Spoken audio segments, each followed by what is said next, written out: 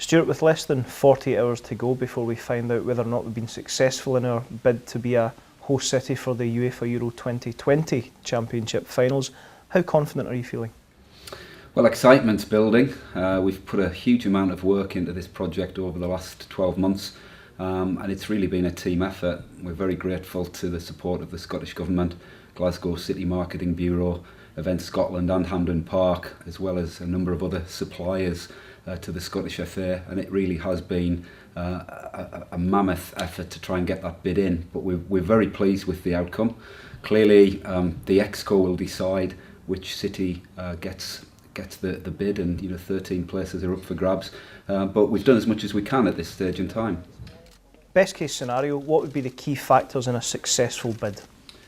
Well, this is the 60th anniversary of the European Championships, and for us it's all about history. Hampden has got a huge vein of history and heritage, staged some of the most momentous matches in international football as well as club football, and that's what we're playing on. We're playing on Zinedine Zidane's goal here at Hampden. We're playing on the fact that Glasgow and the West of Scotland Cricket Ground staged the first ever international match between England and Scotland back in 1872, and clearly that's going to feature within UEFA's branding programme. So that's one thing we've got to bring to the table. Obviously Glasgow, from an infrastructure point of view, has a number of benefits. 3 airports for one thing, to get fans, sponsors and so on in and out of the city, as well as the experience and track record of delivering major events, not least the Commonwealth Games just last month. How important has the success of the Commonwealth Games been in maybe showing UEFA Exco members that Glasgow and Hampden Park is perfectly suited to hosting major events? It's been huge.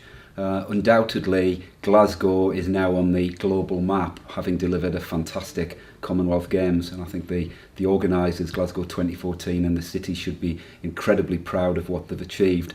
The amount of people who visited the city, the positive feel-good factor that those people had has made a big impression, and we're hoping that has rubbed off on both UEFA and the Exco members, and that'll go in our favour.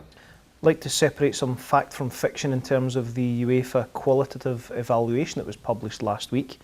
2 elements obviously dominated the media agenda. Number one, the independence referendum. If I can ask you, from your point of view, what impact, if any, will the independence referendum have on this bid? No impact whatsoever. We have a Scotland team, we play as the Scottish FA, we will be staging matches irrespective of whether Scotland's a separate nation or not, and as far as we're concerned, it's in there simply to flag to the Exco members that the day after independence they're going to be making a vote about which cities to award the Euro 2020 Championships to. So as far as we're concerned, it's in there simply to flag the political status. And can you also clarify the commercial matters that were outlined in the evaluation report and the terminology of inadequate commercial matter? We've made it absolutely clear to UEFA that as far as the bid's concerned, all requirements that they've outlined will be met in full. It must be a big help having some heavyweight support from the likes of Sir Alex Ferguson, who told us about his lifelong Hampden memories as a player, as a coach. That's a great thing to hear from the best coach that has ever lived. It's fantastic. The support we've had from Sir Alex has been monumental. He was more than happy to help. He's a Glasgow boy. He loves his football. He talked passionately about being at every major match at Hampden over years, both as a fan and a player, and obviously coming back as a manager as well. And having his support is first class.